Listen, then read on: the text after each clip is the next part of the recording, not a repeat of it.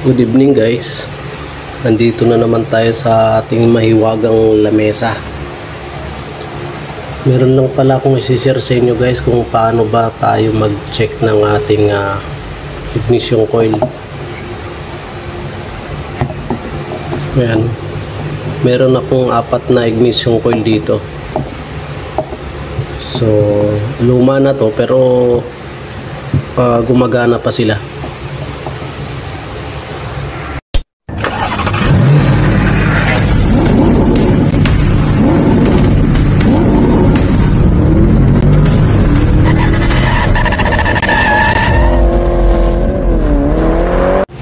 So, ito ngayon guys yung isi-share ko sa inyo.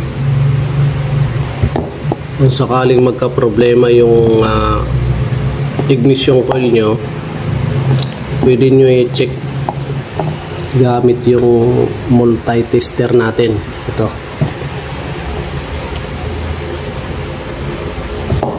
So, kailangan gumagana to lahat para malaman natin kung buo ba yung nilalabas na kuryente rito or power. So, isi-share ko po sa inyo kung paano natin i-check to. Dito pala guys, may 4 na pin dito. Meron ding 3 nito. Ito pambiyos kasi ito kaya 4 yung pin niya. Isa yung positive dyan guys, positive, saka nandyan yung ground signal, may signal yan dyan galing sa ating ECU. So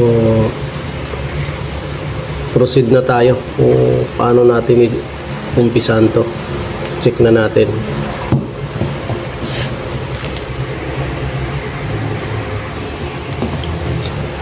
Itong multi-tester natin guys, set nyo lang po ito sa 2K. Ito siya guys, ito. Ayan, 2K ohms. Sa ohms tayo. Set natin.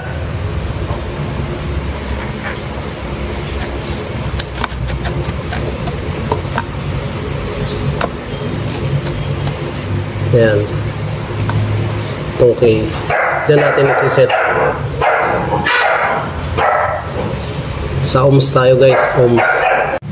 So, sinapinan ko na ng plywood dito guys para mas klaro yung natin gawa.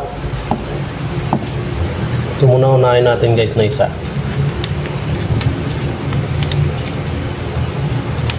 So, ito guys, kahit na magkabalik-baliktad yan, wala namang polarity to. Pasensya na guys, no? Kasi walang nagbibideo eh. Bali 4 na pin to guys. Ayan o. 1, 2, 3, 4.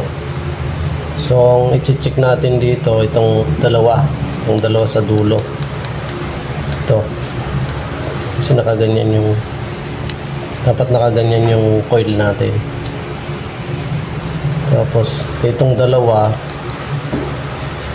magkatabi. Yan po yung itetest natin. Ito.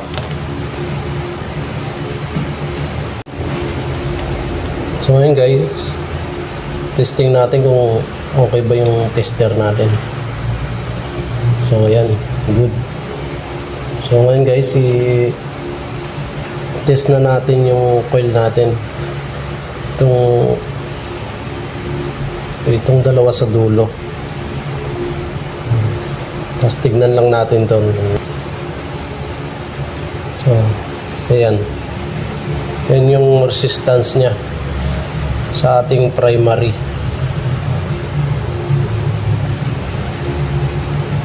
Ayan.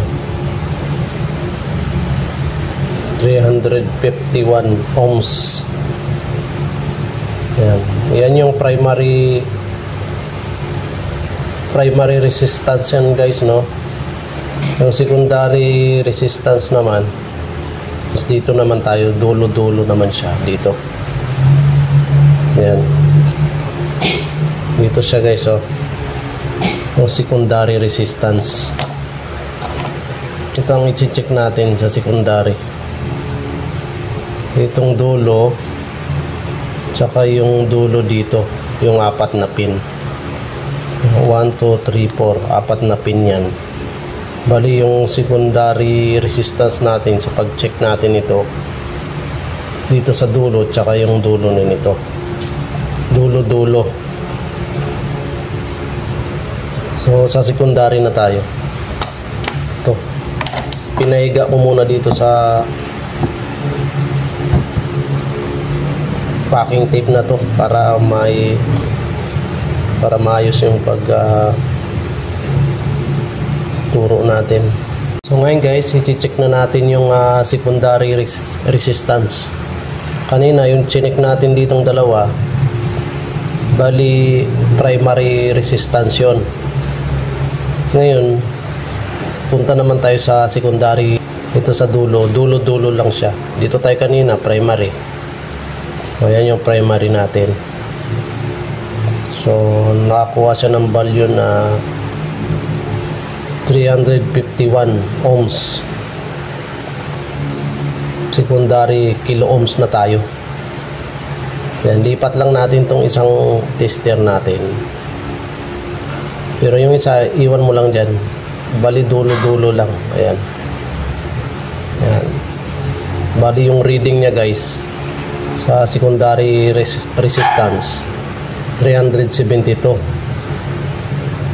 So goods pa yan, wala pang problema yan. So dito na tayo sa pangalawang coil. Ito okay na to, okay pa to, okay. Ito naman yung pangalawa. Ganun pa rin yung proseso guys.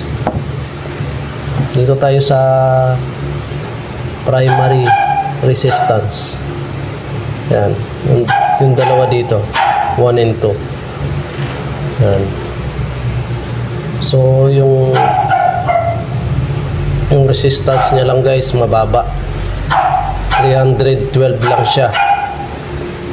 Sa secondary resistance naman, lipat lang natin itong tester natin. Sa secondary resistance niya mataas naman siya masyado. Hindi katulad ng isa kanina 370, hindi man siya umabot ng 81.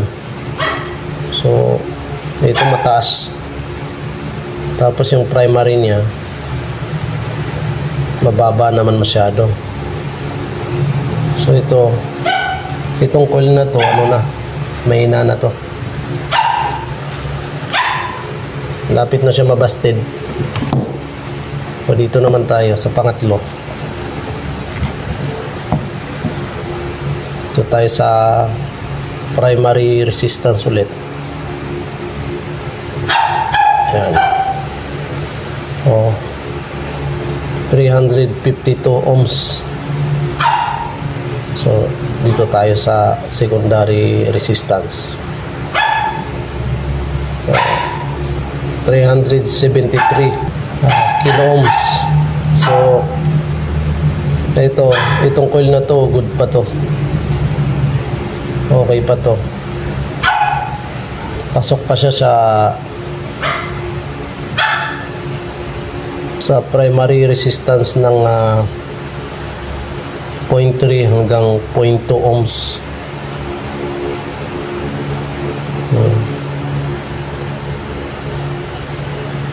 373. So okay pa to guys, good pa to. Ito naman pang-apat, check din natin. 371 yung isa, 373 yung isa,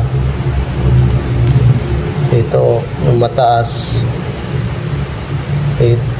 381 na to yung isa. So wala, mahina na yung isa. Yung dalawa good pa yun. Ito yung pang-apat natin, check din natin.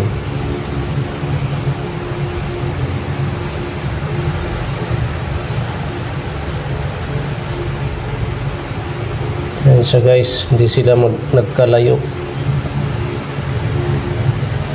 351 din ito.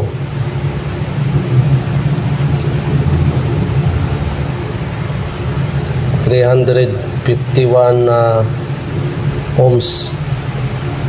Dito naman tayo sa secondary resistance.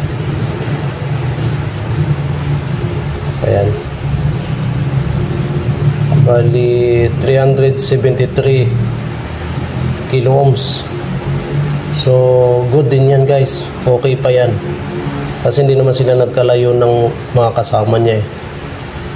371 yung isa, tapos 372 yung isa. Ito 373, so okay pa to, goods pa to.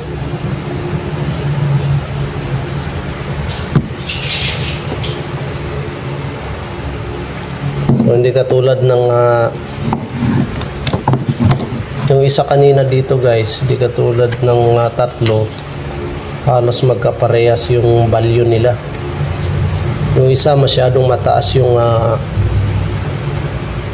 kilo ohms ng isa, tapos yung primary resistance niyang masyado din mababa. So mahina na yung isa rito, tapos yung tatlo okay pa. So, ganun lang guys mag-check ng ating mga coil.